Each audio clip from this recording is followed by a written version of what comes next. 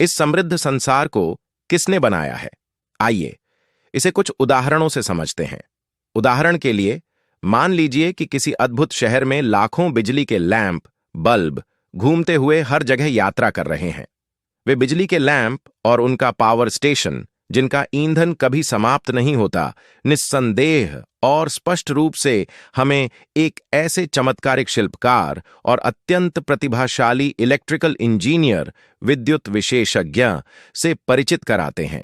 और उनके प्रति हमारे मन में प्रेम जगाते हैं, जो बिजली पर नियंत्रण रखता है, जिसने इन चलते फिरते लैंपों को बनाया, पावर स्टेशन का निर्माण किया और ईंधन की आपूर्ति की।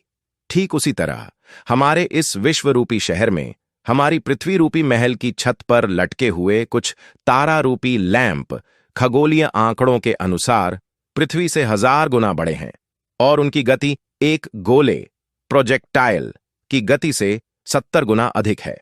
इसके बावजूद वे अपनी व्यवस्था का उल्लंघन नहीं करते, एक दूसरे से नहीं टकराते, बुझते नहीं हैं और न ही उनका ईंधन समाप्त होता है।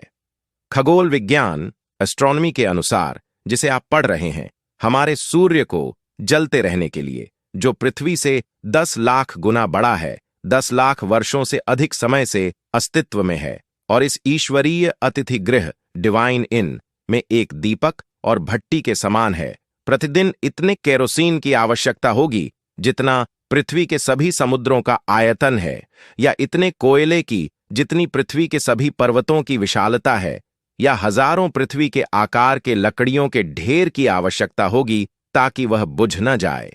ब्रह्मांड के इस वैभवशाली शहर में हमारे पृथ्वी रूपी महल का यह प्रबंधन और ये विद्युत लैंप अपने प्रकाश से उस असीम शक्ति और प्रभुत्व, गॉडहुड की ओर संकेत करते हैं, जो बिना केरोसिन, लकड़ी या कोयले के हमारे सूर्य और उसके जैसे विशाल तारों को प्रज्वलित रखता है और उन्हें बुझने नहीं देता, और साथ ही उन्हें बिना टकराए तीव्र गति से चलाता है।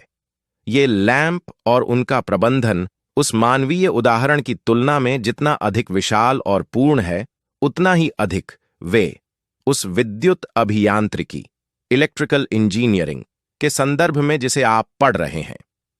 इन देदीप्यमान सितारों को प्रमाण के रूप में प्रस्तुत करते हुए इस भव्य ब्रह्मांडीय प्रदर्शनी के शासक, प्रकाशक, बुद्धिमान नियोजक और कुशल निर्माता का बोध कराते हैं। वे हमें श्रद्धा और पवित्रता के साथ